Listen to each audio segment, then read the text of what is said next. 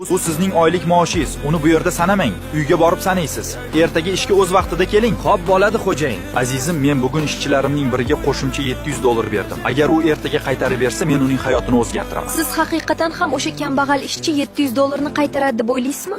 U sodiqlik sinovi deb ataladigan ahmoqona narsaga $700 sarflashga tayyor bo'ladi. Lekin men nimadir xarid qilmoqchi bo'lsam o'ylanadi. Yo'q. Rahbar adashib menga $700 berib yuboribdi. To'g'ri, menga ko'p pul kerak. Lekin bu mening pulim emas.